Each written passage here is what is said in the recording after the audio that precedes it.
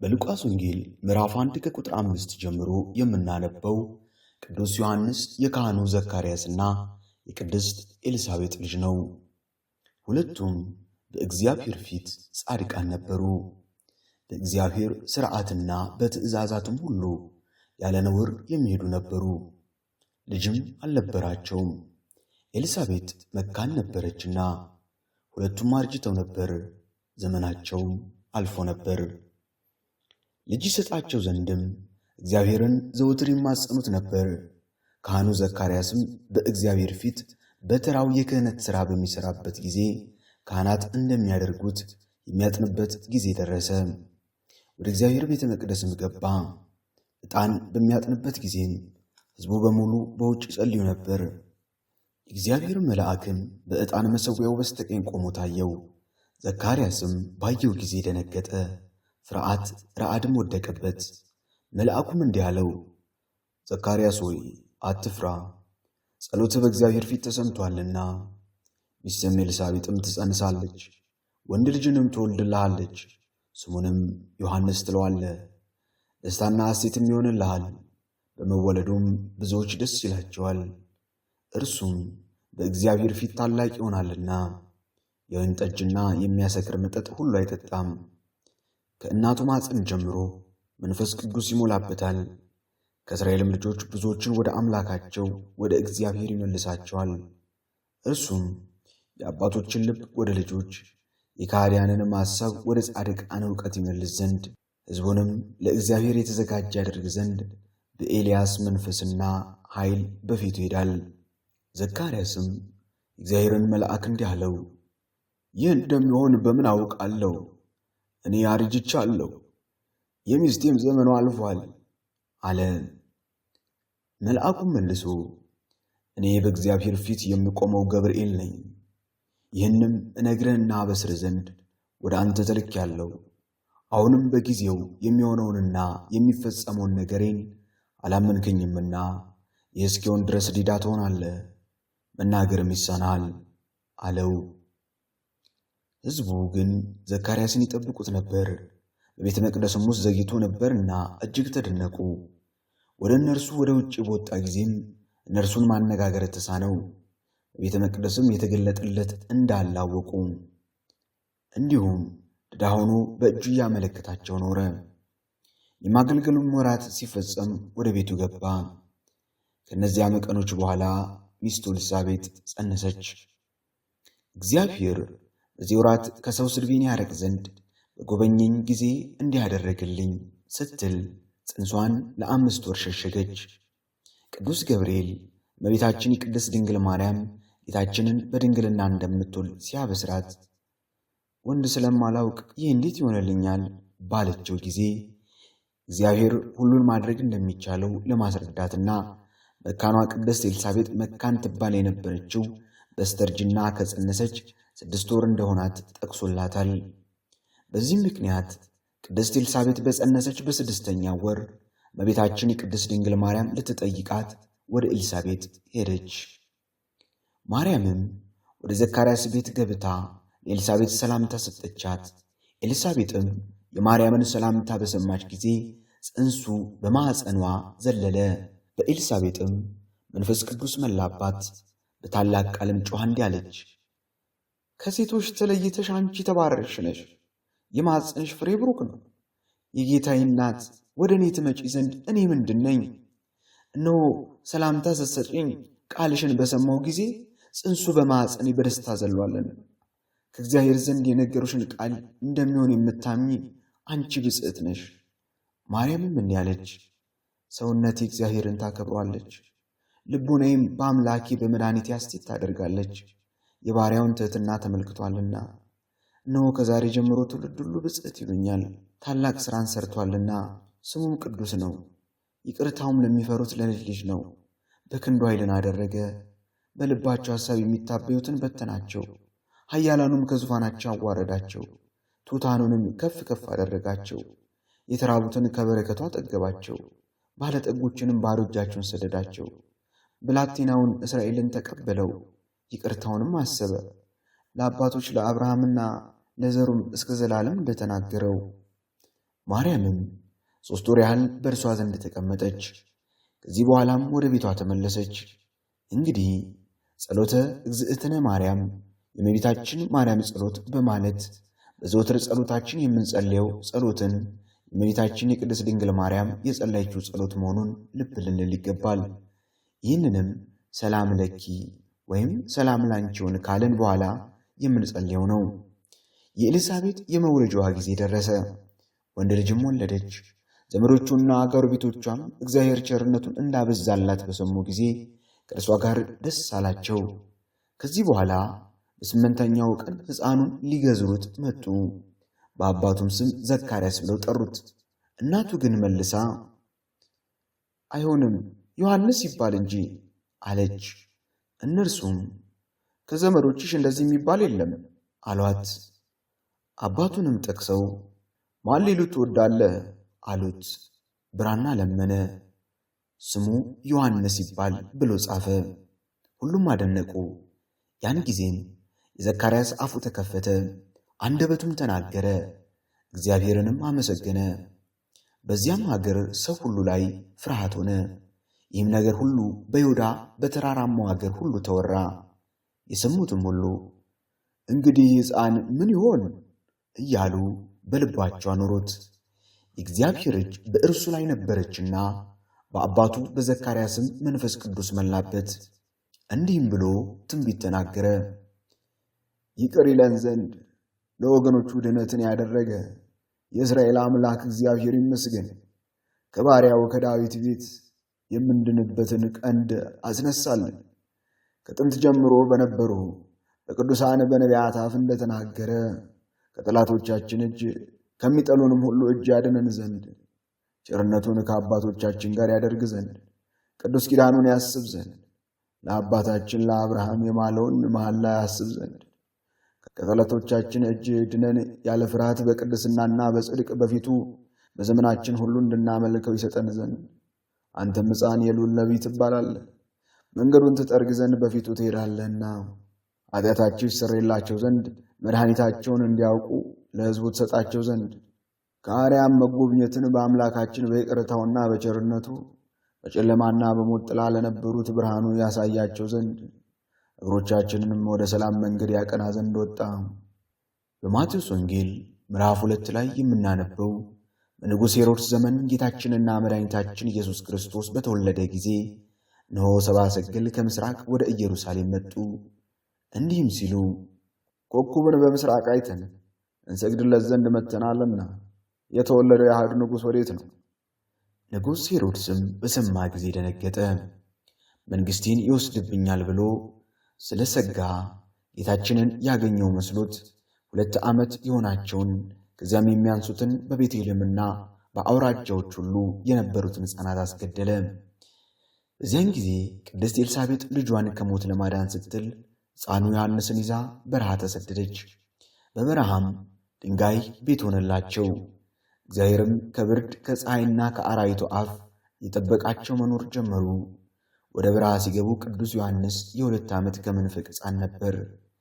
ይህንንም ቅዱስ ሉቃስ በወንጌሉ በምዕራፍ 1 ከቁጥር 80 ላይ ሕፃኑ አደገ፣ በመንፈስ ቅዱስም ጸና፣ ለእስራኤል እስከታየበት ቀን ድረስ በምድረ በዳ ኖረ ብሎ ይገልጽልናል። የሄሮድስ ጭፍሮችም ዮሐንስን ፈልገው ባጡት ጊዜ ዘካርያስን በቤተ መቅደስ ውስጥ በሰይፍ ገደሉት። ካህናቱም በንጹሕ ልብስ ገንዘው በአባቱ በባራኪው መቃብር ቀበሩት። ጌታችንም በሉቃስ ወንጌል ምዕራፍ 11 ከቁጥር 51 ላይ የዘካርያስ ደም እንደሚፈርዳቸው ሲያስረዳ ከአቤል ደም ጀምሮ በመሠዊያውና በቤተ መቅደስ መካከል እስከ ገደሉት እስከ ዘካርያስ ደም ድረስ እውነት እላችኋለሁ ከዚህ ትውልድ ይፈለጋል በማለት ጸሐፍት ፈሪሳውያንን ገሥጿቸዋል። ቅድስት ኤልሳቤጥ ወደ በረሃ በገባች በ5 ዓመቷ ቅዱስ ዮሐንስም 7 ዓመት ሲሞላው ሕፃኑን በበረሃ ትታ ከዚህ ዓለም ድካም አረፈች። ቅዱስ ዮሐንስም እግዚአብሔር ከአራዊቱ አፍ እየጠበቀው ሲርበው እየመገበው ሲጠማው ውሃ እያፈለቀ እያጠጣው አናብስቱን አናብርቱን እንደ ወንድምና እህት ሆነውለት በበረሃ መኖር ጀመረ። መጥምቁ ዮሐንስ 30 ዓመት ሲሞላው ሐናና ቀያፋም ሊቃነ ካህናት ሳሉ መጥምቁ ዮሐንስ በይሁዳ ምድረ በዳ እየሰበከ መጣ፣ እንዲህ ሲል መንግሥተ ሰማያት ቀርባለችና ንስሐ ግቡ፣ የእግዚአብሔርን መንገድ አዘጋጁ፣ ጥርጊያውን አስተካክሉ እያለ ይኸውም ቅዱስ ዮሐንስ መጥምቅ በምድረ በዳ የሚያስተምር የአዋጅ ነጋሪ ቃል ተብሎ በነቢዩ በኢሳይያስ የተነገረለት ነውና። ዮሐንስም ልብሱ የግመል ጠጉር ነበር፣ በወገቡ የጠፈር መታጠቂያ ነበር፣ በጉም አንበጣና የጣዝማ ማር ነበር። ያን ጊዜም በይሁዳና በኢየሩሳሌም በዮርዳኖስም አውራጃዎች ያሉ ሰዎች ሁሉ ወደ እርሱ ሄዱ ነበር። ኃጢአታቸውንም እየተናዘዙ ሁሉም በዮርዳኖስ ወንዝ ከእርሱ ይጠመቁ ነበር። ነገር ግን ከፈሪሳውያንና ከሰዱቃውያን ወገን ወደ ጥምቀቱ ሲመጡ ብዙ ሰዎችን ባየ ጊዜ እንዲህ አላቸው፣ እናንተ የእፉኝት ልጆች ከሚመጣው ቁጣ ትሸሹ ዘንድ ማን አመለከታችሁ? እንግዲህስ ለንስሐ የሚያበቃችሁን በጎ ሥራ ስሩ። አብርሃም አባት አለን በማለት የምታመልጡ አይምሰላችሁ። እግዚአብሔር ከእነዚህ ድንጋዮች ለአብርሃም ልጆች ማስነሳት እንዲቻለው ነግራችኋለሁ። እነሆ ምሳር በዛፎች ግንድ ላይ ሊወድቅ ተቃጥቶአልና መልካም ፍሬ የማያፈራ ዛፍ ሁሉ ይቆረጣል፣ ወደ እሳትም ይጣላል። ሕዝቡም እንግዲህ ምን እናድርግ ብለው ጠየቁት። እርሱም መልሶ እንዲህ አላቸው፣ 2 ልብስ ያለው አንዱን ለሌለው ይስጥ፣ ምግብ ያለውም እንዲሁ ያድርግ። ቀራጮችም ሊያጠምቃቸው መጡና መምህር ሆይ ምን እናድርግ ብለው ጠየቁት። እርሱም ከታዘዛችሁት አትርፋችሁ አትውሰዱ አላቸው። ጭፍሮችም መጥተው እኛስ ምን እናድርግ አሉት። እርሱም በደሞዛችሁ ኑሩ እንጂ በማንም ግፍ አትስሩ፣ ማንንም አትቀሙ፣ አትበድሉም አላቸው። ሕዝቡም ሁሉ በልባቸው አሰቡ፣ ዮሐንስም ክርስቶስ እንደሆነ መሰላቸው። ዮሐንስም መልሶ ሁሉንም እንዲህ አላቸው፣ እኔ በውኃ አጠምቃችኋለሁ፣ ግን የሚበልጥ የጫማውንም ማሰሪያ እንኳን ልፈታለት የማይገባኝ ይመጣል። እርሱ በመንፈስ ቅዱስ በእሳትም ያጠምቃችኋል። መንሹ በእጁ ነው፣ የአውድማውንም እህል ያጠራል፣ ስንዴውንም በጎተራው ይሰበስባል፣ ገለባውን ግን በማይጠፋ እሳት ውስጥ ያቃጥላል። ሕዝቡንም ይገሥጻቸውና በሌላም በብዙ ነገር የምሥራች ይነግራቸው ነበር። ሕዝቡም ሁሉ ከተጠመቁ በኋላ ጌታችን ኢየሱስም ተጠመቀ። ሲጸለይም ሰማይ ተከፈተ፣ መንፈስ ቅዱስም የእርግብ መልክ ባለው አካል አምሳል በእርሱ ላይ ወረደ። ከሰማይም የምወድህ በአንተም ደስ የሚለኝ ልጅ አንተ ነህ የሚል ቃል መጣ። በዮሐንስ ወንጌል በምዕራፍ 1 ከቁጥር 35 ጀምሮ የምናነበው ቅዱስ ዮሐንስ መጥምቅ ከሁለቱ ደቀ መዛሙርቱ ጋር ቆሞ ሳለ ጌታችን ኢየሱስን ሲሄድ አይቶ እነሆ የዓለሙን ኃጢአት የሚያስወግድ የእግዚአብሔር በግ አለ። ሁለቱ ደቀ መዛሙርቱም እንዲህ ሲል ሰምተው ጌታችን ኢየሱስን ተከተሉት። ጌታችን ኢየሱስም ዞር ብሎ ሲከተሉት አየና ምን ትሻላችሁ አላቸው። እነሱም ረቢ፣ ትርጓሜውም መምህር ሆይ ማለት ነው፣ ወዴት ትኖራለህ አሉት። እርሱም መጥታችሁ እዩ አላቸው። ሄደው የሚኖርበትን አዩ። ያን ዕለትም እስከ 10 ሰዓት ድረስ በእርሱ ዘንድ ዋሉ። ከዮሐንስም ዘንድ ሰምተው ጌታችን ኢየሱስን ከተከተሉት ከሁለቱ አንዱ የስምዖን ጴጥሮስ ወንድም እንድርያስ ነበር። እርሱም መጀመሪያ ወንድሙ ስምዖንን አግኝቶ በትርጓሜው ክርስቶስ የሚሉትን መሲህን አገኘ ነው አለው። እርሱም ወደ ጌታችን ኢየሱስ ወሰደው። ጌታችን ኢየሱስም ባየው ጊዜ አንተ የዮና ልጅ ስምዖን ነህን? አንተ ኬፋ ትባላለህ አለው። ትርጓሜውም ጴጥሮስ ማለት ነው። በማግስቱም ጌታችን ኢየሱስ ወደ ገሊላ ሊሄድ ወደደ። ፊልጶስንም አገኘውና ተከተለኝ አለው። ፊልጶስ ከእንድርያስና ከጴጥሮስ ከተማ ከቤተሳይዳ ነበር። ፊልጶስም ናትናኤልን አገኘውና ሙሴ በኦሪት ነቢያትም ስለ እርሱ የጻፉለትን ዮሴፍን ልጅ የናዝሬቱን ኢየሱስን አገኘ ነው አለው። ናትናኤልም በውኑ ከናዝሬት ደግ ሰው ሊወጣ ይችላልን? አለው። ፊልጶስም መተይ አለው። ጌታችን ኢየሱስም ናትናኤል ወደ እርሱ ሲመጣ ባየው ጊዜ ስለ እርሱ እነሆ በልቡ ተንኮል የሌለበት እውነተኛ እስራኤላዊ ነው አለ። ናትናኤልም በየት ታውቀኛለህ አለው። ጌታችንም ኢየሱስ መልሶ ገና ፊልጶስ ሳይጠራ በበለስ ዛፍ ስር ሳለ አይቼሃለሁ አለው። ናትናኤልም መልሶ መምህር ሆይ በእውነት አንተ የእግዚአብሔር ልጅ ነህ፣ የእስራኤል ንጉሥ አንተ ነህ አለው። ጌታችን ኢየሱስም መልሶ በበለስ ዛፍ ስር አየሁ ስላልኩ አመንህን? ከዚህ የሚበልጥ ታያለህ አለው። በመቀጠል ጌታችን ኢየሱስ ክርስቶስ እውነት እውነት እላችኋለሁ ከእንግዲህ ወዲህ ሰማያት ሲከፈቱ እግዚአብሔር መላእክት ወደ ሰው ልጅ ሲወርዱና ሲወጡ ታያላችሁ አላቸው። በማቴዎስ ወንጌል በምዕራፍ 14 ላይ እንደምናነበው ዮሐንስም ሄሮድስን የወንድሙን ፊልጶስ ሚስት ሄሮዳድያን ስለማግባቱና ሄሮድስ ያደርገው ስለነበረው ክፉ ነገር ሁሉ ይገስጸው ነበር። ዮሐንስም እርሷ ለአንተ ትሆን ዘንድ አይገባህም ይለው ነበር። ዮሐንስን ተቀየመውና በግዞት ቤት አስገባው። ዮሐንስም በእስር ቤት ሳለ ክርስቶስ ያደረገውን ሰምቶ ከደቀ መዛሙርቱ ሁለቱን ወደ እርሱ ልኮ የሚመጣው አንተ ነህን? ወይስ ተስፋ የምናደርገው ሌላ አለ አለው። ጌታችንም ኢየሱስ መልሶ እንዲህ አላቸው፣ ሂዳችሁ ያያችሁትን የሰማችሁትን ለዮሐንስ ንገሩት። ዕውሮች ያሉ፣ አንካሶችም ይሄዳሉ፣ ለምጻሞች ይነጻሉ፣ ደንቆሮች ይሰማሉ፣ ሙታንም ይነሳሉ፣ ለድሆችም ወንጌል ይሰበካል። በእኔም የማይሰናክል ሁሉ ብፁዕ ነው። እነዚያም ከሄዱ በኋላ በማቴዎስ ወንጌል ምዕራፍ 11 ከቁጥር 11 ላይ ጌታችን ኢየሱስ ስለ ዮሐንስ ለሕዝቡ እውነት እውነት እላችኋለሁ ሴቶች ከወለዷቸው ወገን ከመጥምቁ ዮሐንስ የሚበልጥ አልተነሳም ብሎ የቅዱስ ዮሐንስ መጥምቅን ክብር ነግሯቸዋል።